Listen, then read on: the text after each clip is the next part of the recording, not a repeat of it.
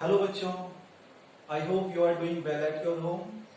In the last session, we have discussed about the magnetic field, Biot-Savart law and the applications of the Biot-Savart law. Today we are going to discuss some numericals based on the applications of Biot-Savart law and the most important Ampere's circular law, and we will derive the magnetic field inside the point of a solenoid, and we will discuss about the toroid. So today's session is partly about the numericals and partly about the derivation. So let's start with the numericals. First of all, we just revise the concept of the last session. Like हमने क्या discuss किया था, Biot-Savart law ने हमें क्या बताया था कि मैग्नीट्यूड कितना होगा मैग्नेटिक फील्ड का. फिर using the Biot Savart law as the base हम लोगों ने एप्लीकेशंस निकाली थी due to the straight conductor. अगर हमारे पास कोई करंट कैरिंग स्ट्रेट कंडक्टर है और कोई पर्टिकुलर पॉइंट P दे रखा है हमारे पास, और हमें इस करंट कैरिंग वायर के थ्रू यहाँ पर मैग्नेटिक फील्ड निकालना है, तो इसके लिए जो जनरल एक्सप्रेशन हमारे पास आया था वो था magnetic field B equal to mu naught I upon 4πr in bracket sine phi 1 plus sine phi 2. ये हमारे पास डेरिवेशन का एक फॉर्मूला था जब हम स्ट्रेट कंडक्टर के थ्रू मैग्नेटिक फील्ड निकालते हैं किसी पर्टिकुलर पॉइंट पर. इसी पर हमारे कुछ केसेस थे. कौन सा केस था? अगर ये P पॉइंट को मैं इसके मिडिल सेक्शन, ये जो हमारा करंट कैरिंग कंडक्टर है, इसके मिडिल सेक्शन पर लेकर आऊं और इसको बहुत ही ज्यादा नियर कर दूं, तो अप्रोक्सीमेटली हम क्या यहां पर एज्यूम करते हैं, ये हमारा फाई 1 है, ये हमारा फाई 2 है. तो इसने क्या कहा कि अगर इस P पॉइंट को we bring this P point very very close to this conductor in the middle section of this current carrying conductor, तो ये जो P पॉइंट का जो एंगल है ये अप्रोक्सीमेटली ऐसा एज्यूम करेंगे कि जो फाई 1 एंड फाई 2 है वो कितना हो जाएगा यहाँ पर 90 डिग्री. तो उस केस में हमारे पास ये कितना बच जाता है, mu naught I upon 2πr. Second case हमारे पास था कि अगर इस P पॉइंट को हम किसी भी एक एंड पर प्लेस कर दें, ओके, तो उस केस में क्या होगा, देखो जिस एंड के क्लोज आप रखोगे इसको, उस वाले नियर में तो ये जीरो वाला बना देगा क्योंकि इस पॉइंट के साथ इसका एंगल कितना है समय 0 डिग्री. लेकिन ये किसी पर्टिकुलर दूसरे एंगल के साथ बनाएगा एंड के साथ, तो वहां पर अलग केस आ जाता है हमारे पास. दूसरी एप्लीकेशन हमारे पास थी कि अगर हमारे पास एक करंट कैरिंग सर्कुलर रिंग है, तो हमें उसके मिडिल सेक्शन पर, उसके सेंटर पर अगर हमें मैग्नेटिक फील्ड पता करना है तो मैग्नेटिक फील्ड कितना होगा. तो यहां पर हमारे पास एक्सप्रेशन आया था B equal to mu naught I upon 2r. R is the radius और you can say a distance. Third application इन दोनों का एक क्या था, कॉम्बिनेशन था. उसमें अगर हम केसेस रखेंगे तो उन तीनों केसेस पर हमें ये और ये वाली एप्लीकेशन वहां पर, ये वाली तो नहीं लेकिन ये सेंटर वाली एप्लीकेशन हमें वहां पर मिल जाती थी. उसमें क्या करना था कि हमारे पास एक रिंग है इस तरह की, और इसकी एक्सिस पर एक पॉइंट हमें लोकेट करना है और उस पॉइंट पर हमें मैग्नेटिक फील्ड पता करना था. तो जब हमें उस एक्सिस की डेरिवेशन निकलती थी तो डेरिवेशन पार्ट में हमारे पास जो मैग्नेटिक फील्ड था वो आता था mu naught I a, you can say a और r, a square upon 2 in bracket x square plus a square to the power 3/2. ये हमारे पास उसका एक एक्सप्रेशन निकल कर आ जाता था.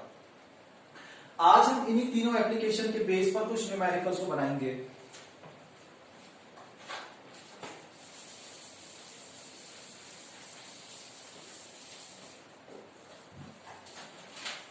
देखो पहला न्यूमेरिकल हमारे पास क्या दे रखा है कि एक coil of radius 10 centimetre and having 20 turns carries A current of 12 ampere in the clockwise direction. हमारे पास एक कॉइल है जिसका रेडियस हमारे पास कितना दे रखा है 10 सेंटीमीटर और हैविंग द 20 टर्न्स, और इस कॉइल में टर्न्स कितने हमारे पास 20, और इसमें जो करंट है वो हमारे पास चल रहा है 12 ampere in the clockwise direction. Clockwise direction कैसे होगी, इस तरह से, in the clockwise direction when when we see from the east, the coil is in the NS plane, north south plane में रखा हुआ है इसको, और हमें बताना है कि मैग्नेटिक फील्ड इसके सेंटर में कितना होगा। देखो किस तरह से बात कर रहा है ये, मानकर चलो ये हमारे पास ऐसे है, ठीक है, ये हमारे पास NS प्लेन हो गया, ये हमारे पास वेस्ट हो गया, और ये हमारे पास ईस्ट हो गया। तो इसमें जो करंट है वो करंट इस तरह से होगा, ठीक है, जो करंट सर्कुलर रिंग्स है ना, ये सर्कुलर रिंग्स है जिसके जो नंबर ऑफ टर्न्स हमारे पास है वो 20 दे रखे हैं, और क्लॉकवाइज डायरेक्शन में इसमें करंट चल रहा है। अब हम लोगों को यहाँ पर मैग्नेटिक फील्ड निकालना है, तो मैग्नेटिक फील्ड किसकी तरफ डायरेक्ट होगा उसको हम राइट हैंड पाम रूल से डिराइव कर देंगे। देखो यहाँ पर अगर हम कर्ल रूल लगाते हैं, राइट हैंड कर्ल रूल लगाते हैं, तो उससे हमें क्या पता लग जाएगा कि जो करंट है वो किस डायरेक्शन में, अपवर्ड डायरेक्शन पर है, और मैग्नेटिक फील्ड इनवर्ड डायरेक्शन हो जाएगा इस तरह से, ठीक है। लेकिन अगर हम इसको इस तरह से देखते हैं, ऐसे में रिंग, तो करंट ऊपर की तरफ चढ़ रहा है ना, तो इस तरह से, तो मैग्नेटिक फील्ड की डायरेक्शन ये आ जाएगी वेस्ट वाले में। तो यहाँ पर जो फॉर्मूला बनेगा हमारे पास वो हो जाएगा B equal to mu naught NI upon 2R। Okay, तो यहाँ पर हमारे पास म्यू नॉट की वैल्यू आपको पता होगी कि म्यू नॉट की वैल्यू हम कितनी यहाँ पर रख देते हैं, 4 pi into 10 to the power -7। n हमारे पास गिवन है, I हमारे पास गिवन है, R हमारे पास गिवन है। इन तीनों वैल्यूज को हम यहाँ पर सब्स्टिट्यूट कर देंगे तो हमें मैग्नेटिक फील्ड पता लग जाएगा। तो इसकी जो कैलकुलेशन है वो आप खुद करोगे, तो इसका आंसर आप लोग अपने आप से सॉल्व करके निकाल लेना। अब हमारे पास के बाद दूसरा क्वेश्चन आता है,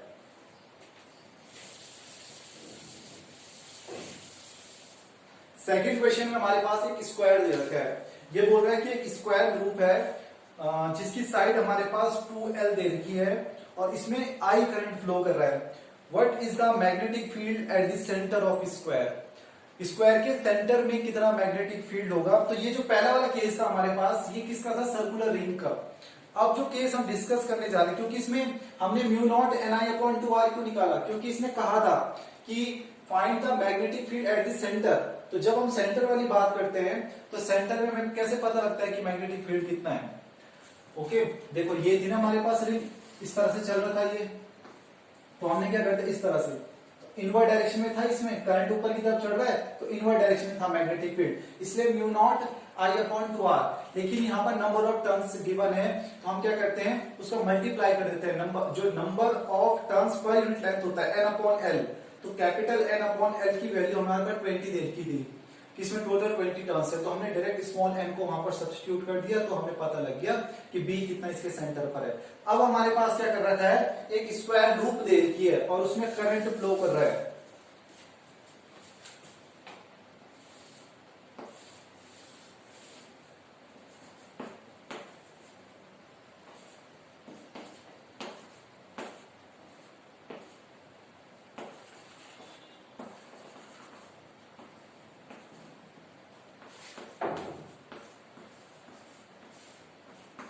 इस तरह से हमारे पास एक स्क्वायर लूप है और इस स्क्वायर लूप में क्लॉकवाइज डायरेक्शन में करंट फ्लो कर रहा है। इसकी लेंथ हमारे पास कितनी देती है, साइड की 2L, और इसमें करंट I चल रहा है। What is the magnetic field at the centre of square. इस सेंटर पे हमें मैग्नेटिक फील्ड निकालना है। अब खुद ही इसको परसेप्ट करो कि यार ये कौन सा वाला हमें एप्लीकेशन के बेस पर सॉल्व करना होगा। देखो यहाँ पर सारी लेंथ कैसे दे रखी है, स्ट्रेट दे रखी है, तो जो इसकी साइड है ये हमारे पास काम करेगा एज अ स्ट्रेट कंडक्टर। तो करंट कैरिंग, देखो अगर इस फिगर को इतना हम एलिमिनेट कर दें तो ये हमारे पास फर्स्ट एप्लीकेशन बनकर आ जाती है। तो हमें इस स्ट्रेट करंट कैरिंग साइड से सबसे पहले पता करना पड़ेगा कि मैग्नेटिक फील्ड ये कितना बना रहा है। All sides are equal in square, तो इनका मल्टीप्लाई हम इसके साथ कर देंगे, मल्टीप्लाई बाय 4 कर देंगे magnetic field eight one side से, तो हमें पता लग जाएगा कि टोटल मैग्नेटिक फील्ड कितना लगा रही है पूरा स्क्वायर। यहाँ पर अब सभी को पता होगा कि जो इसके डायगोनल्स होते हैं वो 90 डिग्री पर कट करते हैं, तो यानी कि यहाँ पर 90 होगा, तो हम एक पॉइंट यहाँ पर एज्यूम कर लेते हैं इस तरह से। तो ये वाला पॉइंट हमारे पास कितना हो जाएगा, 45 डिग्री। ये वाला एंगल कितना हो जाएगा, 45 डिग्री। ये हमारे पास चला गया। अब यहाँ पर हम इसको मान लेते हैं M।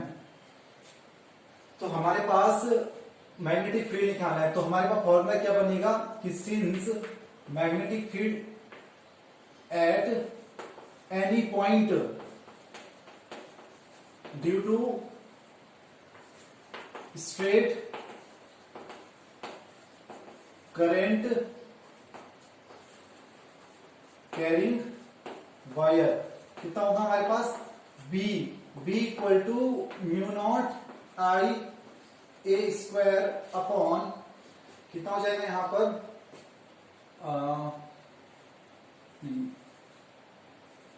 Mu naught I upon 4 pi A in bracket sine phi one plus sine phi two. तो यहां पर साइड हमें निकालनी है ना, तो साइड कैसे निकालेंगे, ये वाली आपको पता ही होगा कि ये वाला हमारे पास कितना है 2l, तो ये कितना हो जाएगा हमारे पास l और ये वाली साइड हमारे पास l हो जाएगी। तो इसको बेस मानकर हम sin 45 करके हमारे पास क्या निकाला, हमें ये निकाला था cos 45 करके हम इसकी वैल्यू यहाँ पर निकाल लेंगे और इसको यहाँ पर सब्स्टिट्यूट कर देंगे फॉर्मूले में, तो हमारे पास मैग्नेटिक फील्ड आ जाएगा। इसमें हमारे पास कोई भी क्वांटिटी पर्टिकुलर नहीं दे रखी है, केवल हमारे पास इसमें साइड दे रखी थी, वो भी उसकी मेजरमेंट नहीं दे रखी है, ये भी 2l में दे रखा था और हमारे पास I करंट की वैल्यू भी नहीं दे रखी थी, तो सबको एज इट इज रख देंगे यहाँ पर।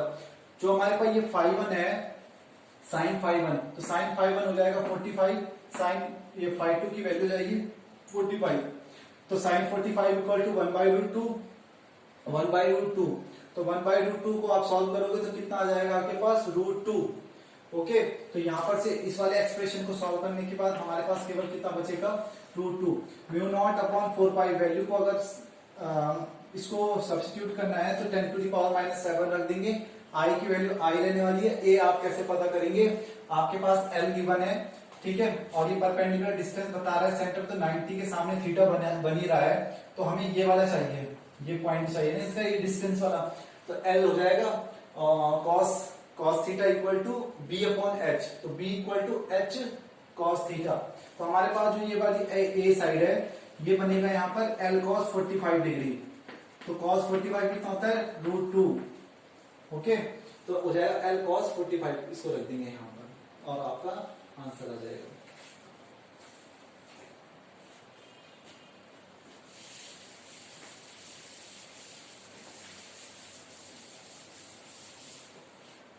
इसके बाद एक नेक्स्ट क्वेश्चन हो रहा है,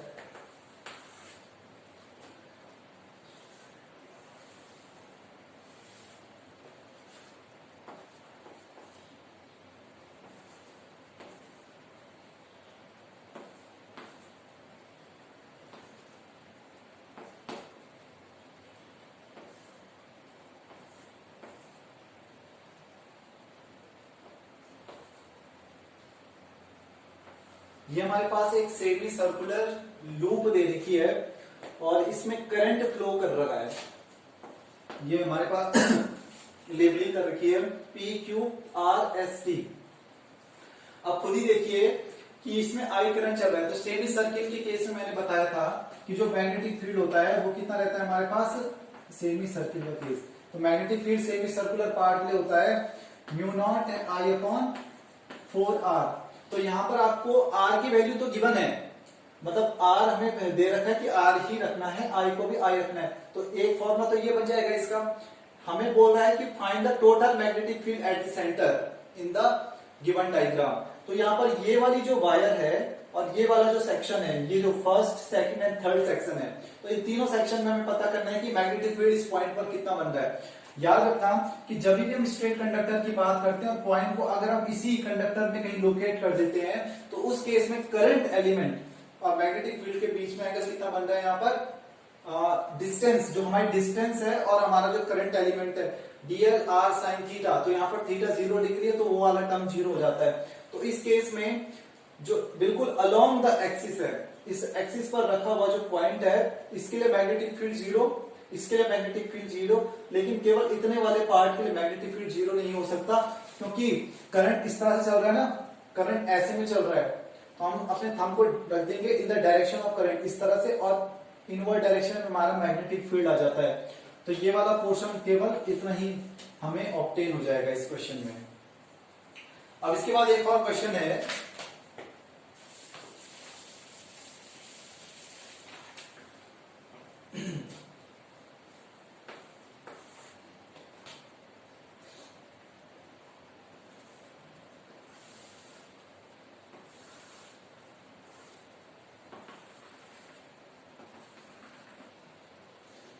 ये हमारे पास एक सर्कुलर सेगमेंट दे रखा है, या इसको आर्क भी कह सकते हैं हम, और हमें इसमें टोटल मैग्नेटिक फील्ड को ऑब्टेन करना है।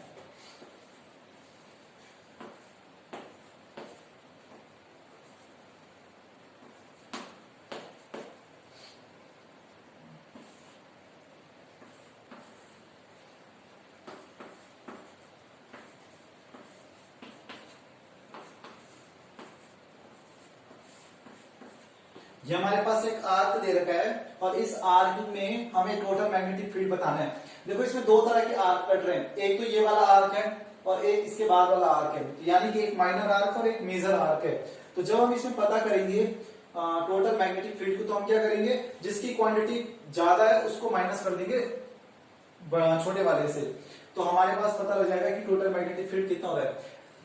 अब इस वाले का फॉर्मूला तो हमें पता ही नहीं है, तो हम इसका फॉर्मूला कैसे निकाल सकते हैं। देखो हमें सेंटर ऑफ द रिंग के बारे में तो पता है कि अगर हमारे पास कोई रिंग दे रखी है तो इसका जो पूरा चक्कर है वो कितना मान लो 2 पाई, क्योंकि पाई ये साइड हो गई और पाई ये साइड हो गई, तो पाई प्लस पाई 2 पाई, तो 2 पाई हमें पता है। यानी कि अगर हम 2 पाई के लिए निकालें तो 2 पाई के लिए जो फॉर्मूला बनता है वो है mu naught I upon 2r। और अगर हमें केवल थीटा के लिए निकालना हो, एंगल हमारे पास थीटा गिवन है, तो उस थीटा के लिए कैसे निकाल सकते हैं, mu naught I upon 2r theta upon 2 पाई। तो जो आपको थीटा दे रखा है उस थीटा को आपको रेडियन में चेंज करना पड़ेगा, तब जाकर ये सॉल्व हो जाएगा यहाँ पर। तो ये जो सेगमेंट वाला फॉर्मूला है, जब भी हमारे पास कोई आर्क रिलेटेड क्वेश्चंस आएंगे तो वहां पर मैग्नेटिक फील्ड हमें अगर फॉर्मुलेट करना है तो उसका फॉर्मूला होगा mu naught I upon 2r theta upon 2 पाई।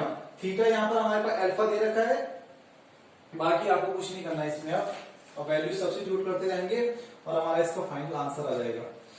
देखो तो हमारे पास ये वाला सेक्शन है ना, पहले ये PQ वाला, तो PQ वाले में देखो हमने इस तरह से रख दिया, ये रख दिया हमने, तो देख रहे हैं करंट की डायरेक्शन क्या है, बाहर की तरफ, और अगर हम अपवर्ड वाले में रखते हैं तो करंट की डायरेक्शन क्या है, इनवर्ड। तो जब हमारे पास करंट की डायरेक्शन इनवर्ड है तो जो छोटा होगा वो माइनस कर लेगा, वो माइनस हो जाएगा किससे, जो बड़ी वाली क्वांटिटी है। और हमें पता कैसे लगेगा कि इसमें बड़ा वाला मैग्नेटिक फील्ड क्यों है, क्योंकि जो मैग्नेटिक फील्ड है वो डिस्टेंस के साथ कैसे रहेगा, इनवर्सली प्रोपोर्शनल। ये दिख रहा है ना यहाँ पर, V is inversely proportional to R, तो यानी कि जिसकी डिस्टेंस कम है उसका मैग्नेटिक फील्ड सबसे ज्यादा है, magnitude of the magnetic field सबसे ज्यादा है, और जिसकी डिस्टेंस ज्यादा होगी उसका मैग्नीट्यूड ऑफ मैग्नेटिक फील्ड उतना कम है। तो ये वाला पोर्शन हमारा बिगर है कंपेयर टू इस लार्ज वाले से, OS वाले से। तो इसमें हमारे पास पहला मैग्नेटिक फील्ड निकलेगा mu naught I upon 2a alpha upon 2 pi. Second वाला फॉर्मूला हमारे पास बनेगा mu naught I upon 2b alpha upon 2 पाई। तो हम यहाँ पर मैग्नीट्यूड निकाल देंगे, रिजल्टेंट मैग्नीट्यूड, तो रिजल्टेंट मैग्नीट्यूड जाएगा b1 माइनस b2। तो हमारे पास जो जो क्वांटिटी कॉमन है उसको हम बाहर लेकर आ जाएंगे, ये हो जाएगा 4 पाई अल्फा, और इन ब्रैकेट हमारे पास बचेगा 1a माइनस 1b। तो ये सब फाइनल एक्सप्रेशन हो जाएगा कि तो magnitude of the magnetic field at the centre due to the current carrying segment और arc will be mu naught I alpha upon 4 pi in bracket 1 upon a minus 1 upon b। a is a distance from centre to the particular point, और b भी हमारे पास major segment की दे रखी है। तो इस तरह से हम मैग्नेटिक फील्ड का, तो ये हमारे पास कुछ न्यूमेरिकल्स हैं, इन्हीं से रिलेटेड कुछ और न्यूमेरिकल्स आप लोग खुद से सॉल्व कर सकते हैं, क्योंकि हमारे पास जो प्रैक्टिकल एप्लीकेशंस है, जो हम लोगों ने एप्लीकेशंस पढ़ी, उसको हम तभी अच्छे से समझ सकते हैं अगर हम उनको क्वेश्चंस में सब्स्टिट्यूट करना सीख जाएं। क्वेश्चन की लैंग्वेज पढ़नी है हमें कि क्वेश्चन में हमारे पास गिवन क्या है और पूछ क्या रहा है। तो जो चीजें उसमें आस्किंग है, क्वेश्चन में जो चीजें आस्किंग है, उसको हम लोगों को अगर पहले टाइम में थोड़ा सा कंफ्यूजन हो रहा है तो सेकंड टाइम हमें रीड करना चाहिए कि एक्चुअल में क्वेश्चन में पूछ क्या रहा है, और उन चीजों को लिंक करो उसके साथ कि कौन कौन से कॉन्सेप्ट इससे रिलेटेड है, और आपको आसानी से पता लग जाएगा कि कौन सा कॉन्सेप्ट या कौन सा फॉर्मूला उसमें पर्टिकुलरली काम कर रहा है। तो अब हम अपना नेक्स्ट टॉपिक स्टार्ट करते हैं, ampere circular law.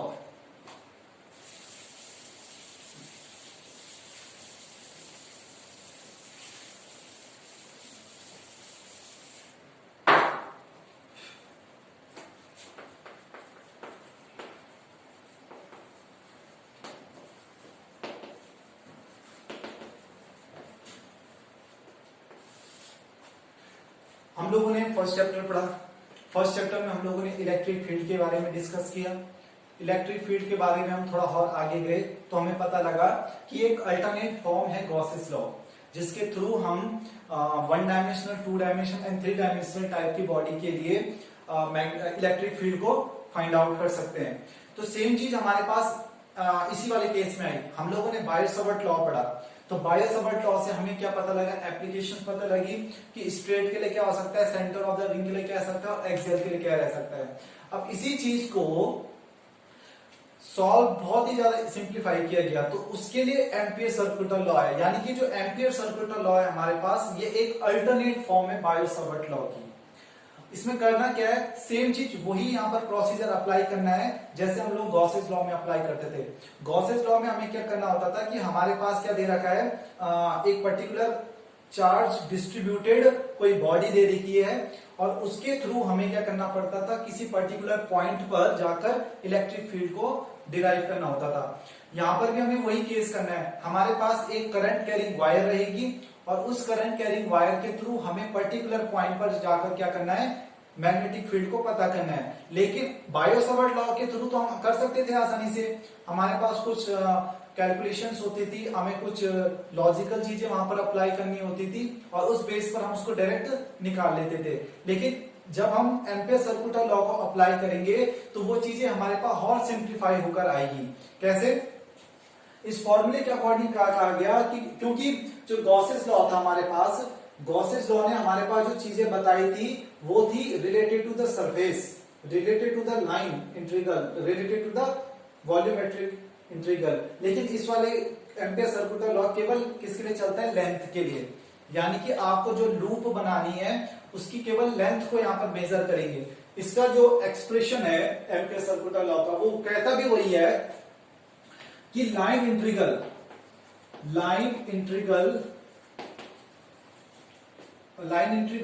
Of the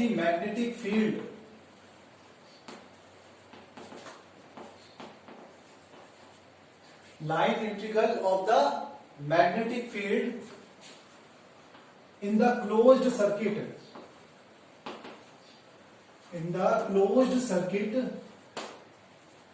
is equal to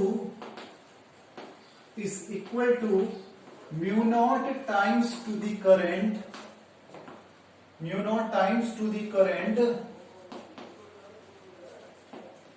passing through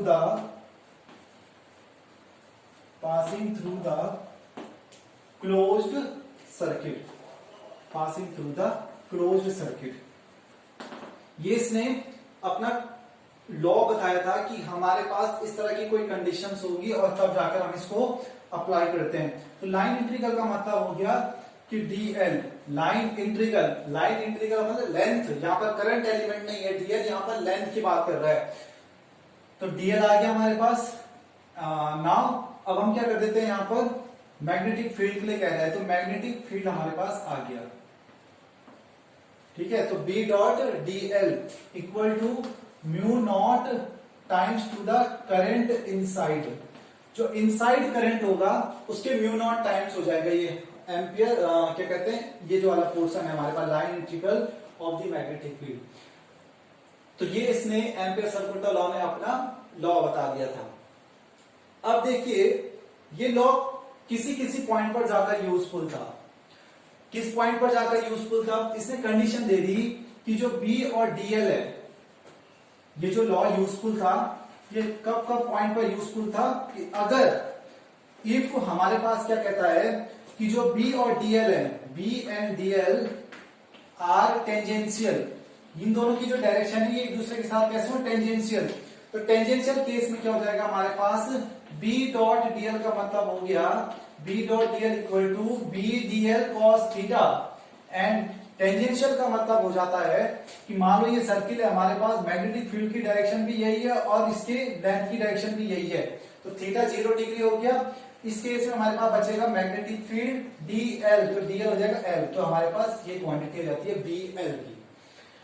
तो पहला केस तो यही है कि अगर आप एम्पियर सर्कुलर लॉ को अप्लाई करना चाहते हैं तो उसके लिए आपको फर्स्ट ये वाली कंडीशन जरूर वहां पर ऑब्जर्व कर लेनी है कि जो बी और डीएल है they are in tangential form और नॉट।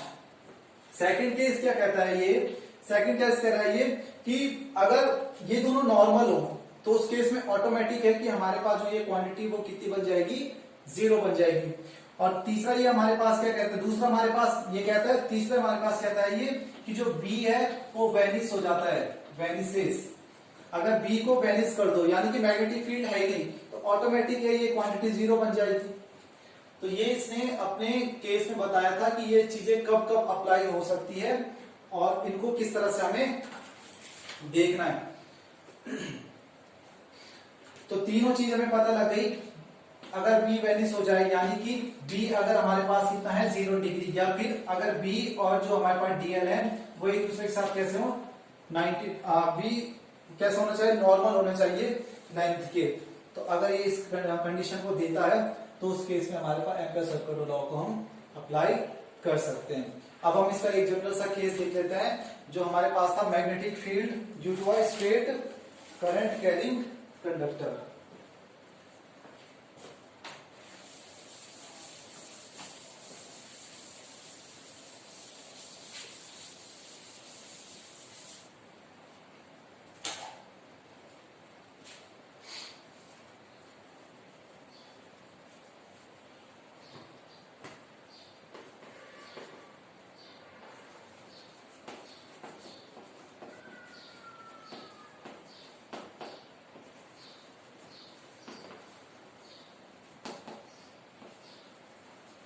ये हमारे पास मैग्नेटिक फील्ड निकाला है due to straight current carrying conductor.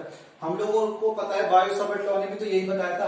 अब हम क्या करते हैं, एम्पियर सर्कुलर लॉ को किस तरह से अप्लाई करना है उसको यहाँ पर स्टडी कर रहे हैं। तो हमारे पास एक करंट कैरिंग वायर हो गई आई और हमारे पास एक पॉइंट दे दिया P कि इस P पॉइंट पर जाकर आप क्या करो, मैग्नेटिक फील्ड को फाइंड आउट करो। अब बायो सावर्ट लॉ से तो हमें पता है कि इस पर्टिकुलर पॉइंट पर मैग्नेटिक फील्ड कितना हो जाएगा, लेकिन एम्पियर सर्कुलर लॉ में क्या करना है, आपको एक सिमेट्रिकल बॉडी इसके अलोंग क्या करनी है, ड्रॉ कर देनी है। तो हम क्या करते हैं, एक लूप बना लेते हैं और उस लूप का नाम होता है एम्पीरियन लूप। आपने केवल लेंथ वाइज लेना है तो एक सर्कुलर लूप ड्रॉ कर दो इसके अराउंड। ये हमारे पास क्या हो गया, एक सर्कुलर लूप हमने इसमें क्या कर दिया है, ड्रॉ कर दिया है। ठीक है, अब सर्कुलर लूप ड्रॉ कर दिया तो पहली कंडीशन उसने क्या कही थी कि Ampere circular law is useful if P and DL are in tangential. तो क्या टेंजेंशियल है, अब हमें देखना है ना यहां पर कि टेंजेंशियल है। तो हमारा जो करंट है वो कहां चल रहा है, अपवर्ड डायरेक्शन में। Current is in the upward direction, तो मैग्नेटिक फील्ड की डायरेक्शन यहां पर पता करो इस एम्पीरियन लूप पर। तो दिख रहा है सब जगह टेंजेंशियल हो रहा है, टेंजेंशियल है कि नहीं है। चलो इसको देखते हैं। ये हमारे पास इसका टॉप व्यू हम इसको ऑब्जर्व करते हैं। अब टॉप व्यू देखते हैं तो करंट अपवर्ड है ना, ऊपर की तरफ निकल रहा है। ठीक है, ऊपर की तरफ है तो इसमें हम क्या निकाल सकते हैं, देखो यहां से चढ़ रहा है और ऊपर से बाहर निकल रहा है, तो इसको हम डॉट से दिखा देते हैं। ठीक है, तो ये देखो करंट हमारा बाहर की तरफ है, थंब डायरेक्ट कर रहा है ना आपकी तरफ, हमारा मेरा थंब डायरेक्ट कर रहा है, तो इसका मतलब है कि current is in the outward direction. तो मैग्नेटिक फील्ड की डायरेक्शन देख रहे हैं हम इसके साथ, अब जो इसका डीएल वाला पोर्शन है। तो मान लो ये डीएल वाला पोर्शन है, तो इस डीएल वाले पोर्शन के साथ अब मैग्नेटिक फील्ड की डायरेक्शन क्या होगी, ये रखा इस तरह से, तो यहाँ पर आ गया मैग्नेटिक फील्ड की डायरेक्शन ये। इस वाले पोर्शन पे कट किया मैग्नेटिक फील्ड की डायरेक्शन, इस वाले पोर्शन पे कट किया मैग्नेटिक फील्ड की डायरेक्शन, इस पोर्शन पे देखा तो मैग्नेटिक फील्ड की डायरेक्शन। यानी कि जो बी और डीएल वाला पोर्शन है हमारे पास वो काम कर रहा है यहाँ पर। समझ में आ गई बात, जो बी और डीएल वाला केस है वो यहाँ पर काम कर रहा है कि B and DL are in tangential. तो अब हमें जब ये टेंजेंशियल पता लग गया तो हम क्या करेंगे, यहाँ पर अब डायरेक्ट एम्पियर सर्कुलर लॉ को अप्लाई कर देंगे। इस वाले लूप को हम क्या कहते हैं, एम्पीरियन लूप। ठीक है, तो ये एम्पीरियन लूप आ गई हमारे पास। तो यहां पर लगा देते हैं according to Ampere circular law. तो एम्पियर सर्कुलर लॉ के अकॉर्डिंग अगर बात करें तो ये जाएगा B D L cos 0 degree equal to mu naught I. अच्छा, अब जो आई की हम बात कर रहे हैं यहाँ पर, कहीं कहीं पर आपको more than one current observe हो सकता है। तो जो आई इनसाइड की हम बात कर रहे हैं वहां पर हम टोटल करंट को ऑब्जर्व करते हैं, कितना करंट बाहर है कितना करंट अंदर है। तो वहां पर थोड़ा ज्योमेट्री बना लेते हैं। जो करंट बाहर की तरफ होगा उसको हम कैसे ले लेते हैं, पॉजिटिव, और जो अंदर की तरफ होगा उसको नेगेटिव। वो डिपेंड करता है कि आपकी एम्पीरियल लूप में डायरेक्शन किस तरह से ड्रॉ कर रखी है। तो बीडीएल cos थीटा रख दिया म्यू नॉट आई। अब म्यू नॉट आई को रख दोगे तो ये जो आई करंट है ये इनसाइड करंट की भी बात करता है और आउटसाइड करंट की भी बात कर रहा है। यानी कि कोई करंट इसे थोड़ा दूर पे भी है तो उसका इफेक्ट भी हम ऑब्जर्व कर रहे हैं इसके मैग्नेटिक फील्ड में, और जो अंदर है उसको भी ऑब्जर्व कर रहे हैं। जैसे कि गॉसेस लॉ में हम लोग डिस्कस करते थे ना कि जो चार्ज है, जो चार्ज इनसाइड है और जो आउटसाइड है, वो पूरा चार्ज वहां पर कंट्रीब्यूट कर रहा है उस समय उसके इलेक्ट्रिक फील्ड के लिए। तो चीजें यहीं पर ऑब्जर्व हो गई है। अब बीडीएल cos थीटा हो गया, बी इज अ कांस्टेंट, इसको बाहर लेकर आ जाते हैं और हम इस डीएल के लिए इसको इंटीग्रेट कर देंगे। तो मैग्नेटिक फील्ड कितना हो जाएगा, मैग्नेटिक फील्ड लेंथ वाइज चल रहा है तो लेंथ कितनी हो जाएगी इसकी, इसको मान लो किसी आर डिस्टेंस पर है ये, तो सिमेट्रिकल बॉडी होगी, यहाँ से भी आर हो जाएगा, यहाँ से भी आर है, यहाँ से भी आर, इधर भी आर और इस डायरेक्शन में भी आर। तो ये हो जाएगा हमारे पास B into 2 pi R equal to mu naught I. तो बी हमारे पास आ जाएगा mu naught I upon 2 pi R. तो ये हमारे पास एक्सप्रेशन आ गया। ये 90 डिग्री वाला एक्सप्रेशन है कि when the P is very very close to the current carrying conductor, तो उस केस में mu naught I upon 2 pi R वाला एक्सप्रेशन हमारे पास आ जाता है। तो ये हमारे पास एम्पियर सर्कुलर लॉ के थ्रू हमने अप्लाई कर दिया और हमें पता लग गया कि हम किस तरह से उसको यूज कर सकते हैं। कुछ नहीं है, एक सर्कुलर लूप ड्रॉ कर देनी है जिस पॉइंट पर आपको मैग्नेटिक फील्ड निकालना है, और ये याद रखना है कि वो केवल लेंथ वाइज ही मेजर की जाएगी, कोई भी सरफेस नहीं लेना है, कोई भी उसका वॉल्यूमेट्रिक पार्ट वहां पर ऑब्जर्व नहीं करना है। इसके बाद हम चलते हैं इसके सोलेनोइड पर।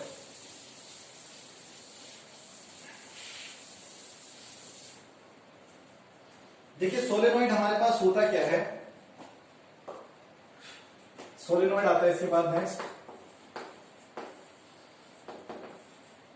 सोलेनोइड है क्या हमारे पास, आप लोगों ने सोलेनोइड को किस तरह से ऑब्जर्व किया होगा, जैसे हमारे पास स्प्रिंग होती है ना, तो स्प्रिंग में देखा होगा आपने इस तरह से रहता है हेलिक्स स्ट्रक्चर में, स्प्रिंग को इस तरह से बाइंड रहता है ना किया हुआ, तो उसी फॉर्म में हमारे पास सोलेनोइड भी होती है। या फिर आप लोगों ने धागे की रील देखी होगी, उस रोल पर धागे को, थ्रेड को क्या रहता है, बहुत ज्यादा लपेटा रहता है, बाउंड किया रहता है। तो सेम चीज ऐसी होगी हमारे पास। हमारे पास कोई क्या होगा, एक कार्डबोर्ड का टुकड़ा ले लो और उस कार्डबोर्ड के टुकड़े के ऊपर आपने क्या कर रखा है, इंसुलेटेड कॉपर वायर को बाउंड कर रखा है। तो ये हमारे पास क्या हो जाएगा, एक सोलेनोइड फॉर्म हो जाएगी, insulated copper wire. Insulated copper wire इससे कह रहे हैं कि अगर बाई चांस ये एक दूसरे के साथ टच हो जाते हैं तो ये एक दूसरे के साथ कोई इंपैक्ट ना डालें उस केस में, ठीक है। तो ये हमारे पास सोलेनोइड है।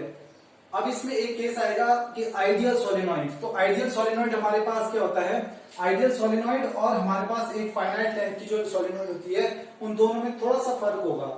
फाइनाइट में हम उसकी एक डेफिनेट प्रोपोर्शन या एक डेफिनेट डायमेंशन को ऑब्जर्व कर रहे हैं, और आइडियल केस में हम उसकी कुछ आइडियल कंडीशंस को ले रहे हैं। तो आइडियल कंडीशन में ही हम पहले बता देते हैं कि जो आइडियल सोलेनोइड है उसके लिए बेसिक हमारे पास कौन कौन सी चीजें हैं। देखो आइडियल सोलेनोइड के केस में क्या कहता है कि सोलेनोइड से बाहर magnetic field is 0 outside solenoid, outside solenoid. तो ये कंडीशन आपको याद रखनी है, ठीक है। दूसरा केस हमारे पास है कि जो मैग्नेटिक फील्ड आउटसाइड सोलेनोइड की 0 हो गई। दूसरा केस क्या कह रहा है ये कि इसमें जो एम्पीरियल लूप हम ड्रॉ करेंगे उसमें हम डायरेक्शन देख लेंगे कि किस तरह से ये काम कर रहा है। और दूसरी डायरेक्शन, दूसरा केस क्या कहता है कि जो नंबर ऑफ टर्न्स हैं वो काफी ज्यादा रहेंगे किसके कंपैरिजन में, इसकी नंबर ऑफ टर्न्स इज ज्यादा किससे, लेंथ से, और जो लेंथ रेडियस से, तो जो लेंथ है इसकी वो भी काफी ज्यादा रहेगी इसकी रेडियस से। यानी कि जो नंबर ऑफ टर्न्स है ये काफी ज्यादा रहने वाले हैं इसमें, और जो लेंथ है वो इसकी रेडियस, जो एक रिंग का ये पोर्शन होगा, ये रेडियस वाला पोर्शन, इससे काफी ज्यादा होगा। तो ये तो हम आइडियल सोलेनॉइड में देखेंगे, जो इसके बाद हम डेरिवेशन पढ़ेंगे अब।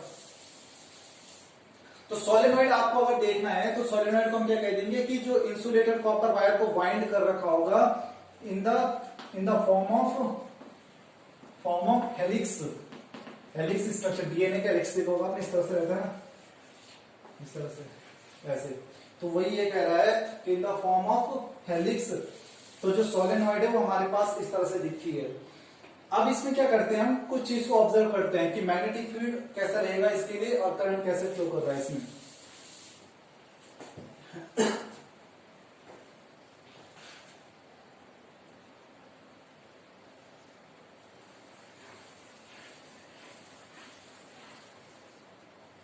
ये हमारे पास एक सोलेनॉइड होगी, इसकी लेंथ मान लो L लेंथ का है ये, ओके।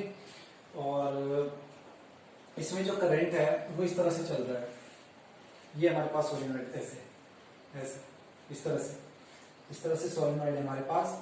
तो करंट ऐसे में चल रहा है, देख रहे हो आप, समझ में आ रही है बात। करंट ऐसे में चल रहा है, ये हमारे पास सोलेनॉइड है ना, तो करंट ऐसे में चलकर आ रहा है। तो ये हो गया और ये हो गया। तो ये वाला जो पोर्शन है ये करंट को बता रहा है आउटवर्ड, बाहर की तरफ आ रहा है, और ये वाला केस बता रहा है कि करंट अंदर की तरफ जा रहा है।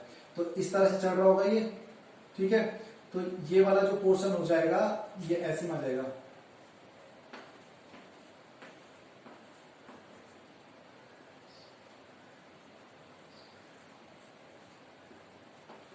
ये वाला पोर्शन है जो, ठीक है। ये हमारे पास करंट चल रहा है। तो इसका थोड़ा सा 2 डायमेंशन फिगर देख लेते हैं कि किस तरह से बनेगा ये। रिंग की अगर हम बात करें ना, तो ये रिंग इस तरह से है कुछ, एक रिंग को आप ऑब्जर्व करो। तो इस रिंग का जो ये इस तरह पोर्शन है ऐसे में, तो करंट ऐसे में चल रहा है, ऐसे में आ रही है बात समझ में, ऐसे में घूमते हुए ऐसे में। तो यहां से करंट बाहर है और यहां से करंट अंदर की तरफ है। तो इसका जब टॉप व्यू हम देखेंगे तो टॉप व्यू में कुछ इस तरह से दिखेगा इसका। और इसके लिए मैग्नेटिक फील्ड हम निकाल सकते हैं कि फील्ड लाइंस कैसे रहने वाली है। तो ऊपर वाले पोर्शन में करंट कैसे है, बाहर की तरफ है। तो बाहर वाले करंट को हम किससे दिखा देंगे, यहाँ पर डॉट से। ये हमारा डॉट आ गया, ठीक है। इसको हम डॉट ले लेते हैं। और ये नीचे वाला पोर्शन में करंट अंदर की तरफ जा रहा है, तो इसको हम कैसे ले लेंगे, क्रॉस से शो कर लेंगे। अब इसमें मैग्नेटिक फील्ड की डायरेक्शन देखनी है। तो मैग्नेटिक फील्ड देखो इस तरह से चल रहा है ना, ऊपर की तरफ है, समझ आ रही बात। ऐसे में ना खुद देखो इस तरह से है, तो करंट ऊपर की तरफ चढ़ के जा रहा है ऐसे में। तो ये हो गया हमारे पास ऐसे, आगे बात समझ में। ये हमारे पास करंट की डायरेक्शन कैसे हो गई। तो इसमें मैग्नेटिक फील्ड की डायरेक्शन कैसे जाएगी, अंदर की तरफ। तो ये मैग्नेटिक फील्ड हो गया ऐसे, ये मैग्नेटिक फील्ड लाइंस हो गई इसके अंदर। Inside the solenoid magnetic field lines कुछ इस तरह से रहने वाली है। और अगर इस पॉइंट की बात करते हैं तो इसमें मैग्नेटिक फील्ड लाइंस कैसे रहेंगी, देखो ऐसे में चल रहा है पोर्शन। इस वाले पोर्शन पे जो मैग्नेटिक फील्ड है वो एंटी क्लॉकवाइज डायरेक्शन में होगा, और इस वाले केस में जो मैग्नेटिक फील्ड होगा वो अंदर की तरफ है, तो ये क्लॉकवाइज डायरेक्शन पर आ जाएगा। ये जो फील्ड लाइंस एक दूसरे को इंटरसेक्ट नहीं करते हैं, क्योंकि मैग्नेटिक फील्ड लाइंस की जो प्रॉपर्टी है वो सेम वैसी है जैसे इलेक्ट्रिक फील्ड लाइंस की है। और इसको हम नेक्स्ट चैप्टर में डिस्कस करेंगे जब हम मैग्नेटिज्म पढ़ेंगे। कुछ इस तरह का व्यू हमें वहां पर ऑब्जर्व होगा। अब हम सोलेनॉइड के केस के लिए निकालते हैं आइडियल सोलेनॉइड की जो कंडीशन अभी हमने पढ़ी, उसको अप्लाई करके हम बताएंगे कि मैग्नेटिक फील्ड कितना होगा इनसाइड द सोलेनॉइड।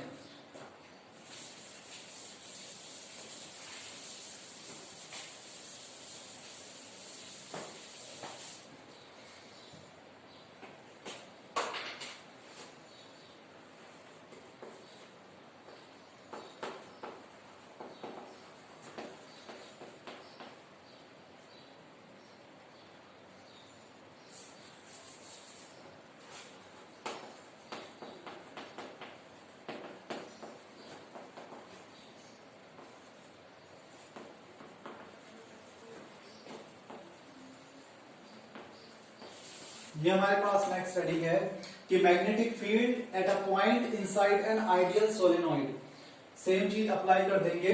तो जो चीज अभी बताई थी उन चीजों को सबसे पहले आपको जो आप इसकी डेरिवेशन सॉल्व करेंगे, क्योंकि डेरिवेशन पेपर में पूछी भी जाती है, इंपॉर्टेंट डेरिवेशन है ये। ओके, तो हम क्या कर देंगे, यहाँ पर सोलेनोइड का वो वाला व्यू बनाएंगे जो अभी हमने देखा था।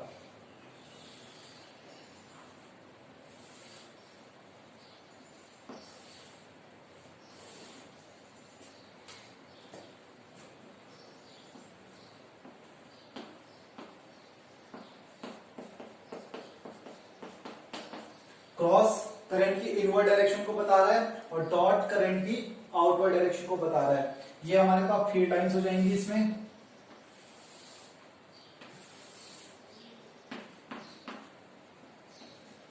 ये हमारे पास इसमें फील्ड लाइंस आ गई। अब हमने क्या किया, एक पॉइंट लोकेट कर दिया, यहां पर एक पॉइंट ले लिया और इस पॉइंट पर हमें बताना है कि मैग्नेटिक फील्ड कितना है। तो फिर से एम्पियर सर्कुलर लॉ को लगाएंगे। तो एम्पियर सर्कुलर लॉ लगाने के लिए हम क्या कर देंगे, यहाँ पर एक एम्पीरियन लूप को ड्रॉ कर देंगे। तो इस टाइम हम क्या करते हैं, सर्किल वाला पार्ट को ना लेकर कैसे ले लेंगे, एक सर्किल वाला पार्ट क्यों ले लेंगे, क्योंकि थोड़ा सा वो क्या हो जाएगा, कर्वेचर टाइप का बनेगा और फील्ड लाइंस हर जगह पर एक ऐसे बना देगी, अलग एंगल को फॉर्म करेगी। तो इसलिए हम यहाँ पर क्या करते हैं, एक एम्पीरियन लूप ड्रॉ करेंगे। जो एम्पीरियन लूप कैसे रहेगी, सिमेट्रिकल होनी चाहिए। तो हमने एक रेक्टेंगुलर एम्पीरियन लूप यहाँ पर ड्रॉ कर दी। ये हमारे पास एक एम्पीरियन लूप आ गई जो कि रेक्टेंगुलर शेप में है। और इसको ले लो ए बी सी डी। तो इस समय करंट इस तरह से चल रहा है, इसमें डायरेक्शन ऑफ एम्पीरियन लूप हमने ले ली।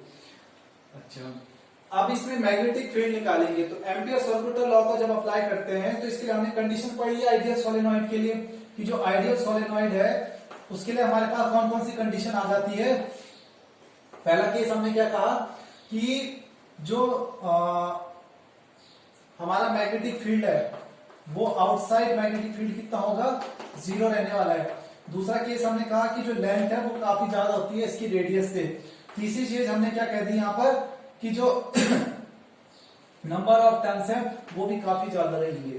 तो ये तीनों चीजें हमने पढ़ रखी है इसमें। अब एम्पियर सर्कुलर लॉ को अप्लाई करते हैं according to Ampere circular law.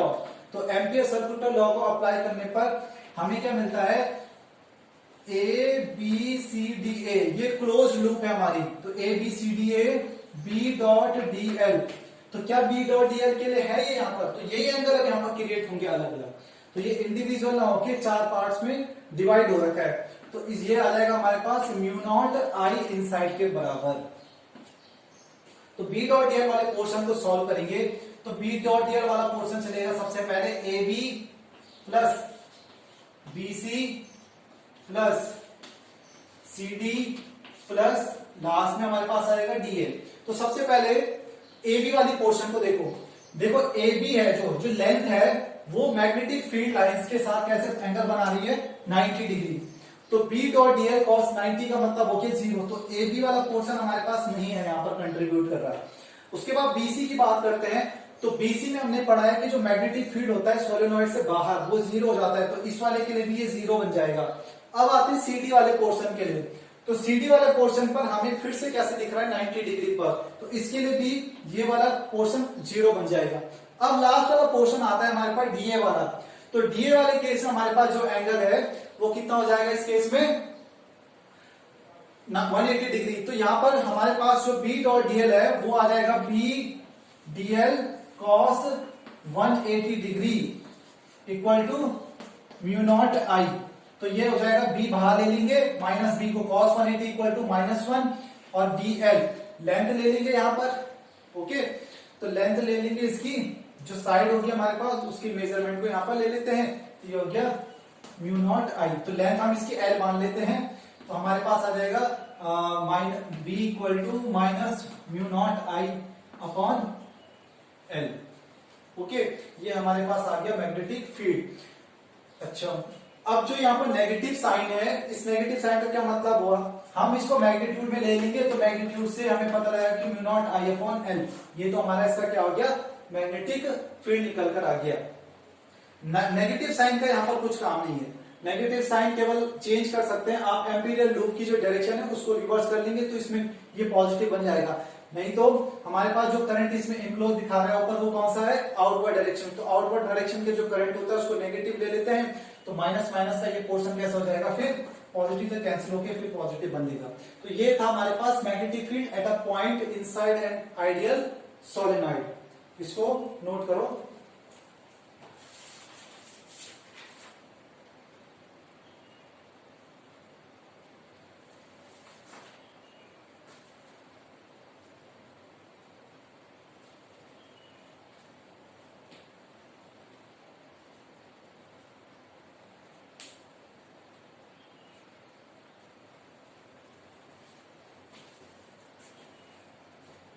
इस वाले पोर्शन पे mu naught I upon L है, इसमें हम थोड़ा सा सब्स्टिट्यूट कर सकते हैं कि हम क्या कर देंगे यहाँ पर इस वाले पोर्शन में जो नंबर ऑफ टर्न्स है जो हम एनआई ले लेंगे यहाँ पर, उस एनआई को हम इसके टर्म में चेंज कर देंगे। तो जो इसका फाइनल एक्सप्रेशन हमारे पास बनकर आएगा वो हो जाएगा म्यू नॉट एन आई, ये वाला रह जाएगा। ओके, तो यहाँ पर जो टोटल नंबर ऑफ टर्न्स है वो एन एल के बराबर हो जाएगा। तो इसको हम यहाँ से रिड्यूस कर देंगे।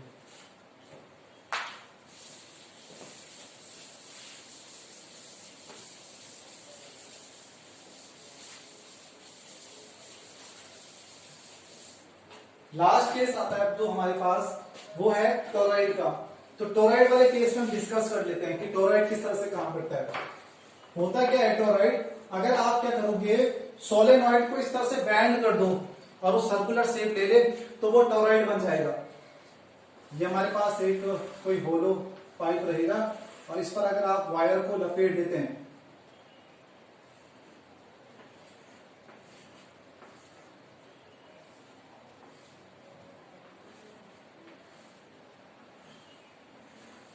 इस तरह से, ये करंट यहां से चल रहा है, यहां से करंट बाहर निकल रहा है, यहां से करंट बाहर निकल रहा है, यहां से करंट अंदर जा रहा है। तो इसका मतलब हो गया कि अगर हम इसका टॉप व्यू देख ऐसे में देखिए 2D व्यू देखेंगे तो हमें क्या दिखेगा कि यहां पर डॉट दिखेंगे, इस वाले पोर्शन में हमें डॉट दिख जाएगा और बाहर वाले पोर्शन में हमें क्रॉस दिखेंगे। तो क्रॉस क्या बता रहा है कि करंट इनवर्ड डायरेक्शन पर है और अंदर वाले में करंट बाहर की तरफ निकल रहा है। अब इसमें टोटल अमाउंट ऑफ करंट जितना आई यहां से एंटर कर रहा है उतना आई यहां से बाहर भी निकल रहा है। तो ओवरऑल में जब हम यहाँ पर, मैंने क्या कहा था एम्पियर सर्किट लॉ में, कहीं पर हमारे पास मोर देन 2 करंट आएंगे तो वहां पर हम उसका एल्जेब्रिक सम ले लेंगे कि कितना नेट यहाँ पर करंट बन रहा है। तो नेट करंट यहाँ पर अगर कोई क्वांटिटी ज्यादा है कोई क्वांटिटी कम है तो वो तो बैलेंस कर देगी उस चीज को। लेकिन यहाँ पर क्या हो रहा है, जितना अमाउंट ऑफ करंट एंटर कर रहा है उतने अमाउंट ऑफ करंट बाहर भी निकल रहा है। तो टोटल कितना हो गया यहाँ पर I minus I equal to 0। तो ये वाला केस हमारे पास 0 बना देगा। अब टोरॉइड के केस में हम क्या करेंगे, 3 केस को ऑब्जर्व करेंगे। जैसे हम लोग इलेक्ट्रिक फील्ड को ऑब्जर्व करते थे स्फीयर के केस में, तो स्फीयर के केस में हम लोग क्या करते थे, 3 पॉइंट लेते थे, एक inside the sphere, on the surface of sphere and the outside the sphere. तो यहां पर भी हम टोरॉइड के केस में 3 वैसी केस ले लेंगे।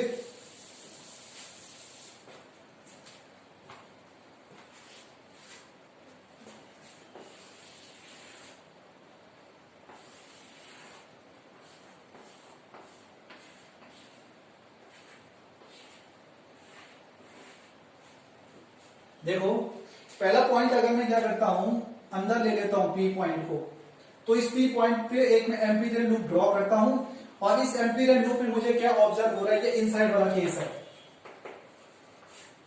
एम्पीरियल लूप को जब मैंने ड्रॉ किया इस पी पॉइंट के अलोंग, तो मैं क्या देखता हूं कि इसके अंदर कोई भी करंट एनक्लोज नहीं हो रहा। जब इसके अंदर कोई करंट एनक्लोज ही नहीं कर रहा है तो बी पॉइंट कितना बना देगा करंट को, बी कितना बन जाएगा यहाँ पर 0, क्योंकि म्यू नॉट आई 0 है तो म्यू नॉट आई भी 0 हो जाएगा। बी डीएल को सॉल्व करेंगे तो बी वाला पोर्शन के साथ जो एलिमेंट रहेगा 2 पाई आर का, वो उसके डिनोमिनेटर में जाके उस क्वांटिटी के साथ भी 0 बन जाएगा। तो उस केस में हमारे पास मैग्नेटिक फील्ड कितना आ गया 0। अब इसी केस में अगर मैं एक पॉइंट Q को यहां पर ऑब्जर्व करूं आउटसाइड पर, ये हमारे पास कौन सा है, इनसाइड वाला केस। आउटसाइड वाले केस में क्या देखते हैं हम कि जब इसके अलोंग एक एम्पीरियल लूप ड्रॉ करेंगे तो इसमें दोनों करंट आ रहे हैं, incoming current and outgoing current, inward and outward current. तो वो टोटल आई भी कितना बना देगा इस समय 0। टोटल आई जब 0 हो गया तो मैग्नेटिक फील्ड ऑल्सो 0। तो आउटसाइड वाले केस में हमारे पास मैग्नेटिक फील्ड कितना हो जाएगा 0। अब तीसरा केस आता है हमारे पास, जब हम इसके ऊपर एक पॉइंट को लोकेट कर देंगे। तो ये मान लो मैंने R पॉइंट यहां पर लोकेट कर दिया। अब जब हम इसको इस तरह से एनक्लोज करेंगे तो ये केवल एक ही करंट को यहां पर बंद कर रहा है अपने लूप के अंदर। वो कौन सा हो जाएगा? आउटवर्ड वाला करंट। तो केवल आउटवर्ड वाले करंट के लिए यहां पर कंडीशन बन जाएगी। तो हमारा मैग्नेटिक फील्ड कितना आ जाएगा जब हम on the surface of toroid की बात करते हैं, तो उस वाले केस में हमारे पास रहेगा।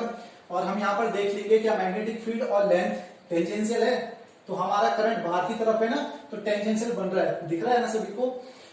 तो ये वाला पोर्शन हमारे पास आएगा B dot B into 2πr equal to mu total current. तो B हमारे पास आ जाएगा mu naught I upon 2πr। तो ये थर्ड केस हो गया टोरॉइड के लिए। और जो इससे रिलेटेड बाकी लेक्चर्स हैं उसको हम नेक्स्ट सेशन में डिस्कस करेंगे।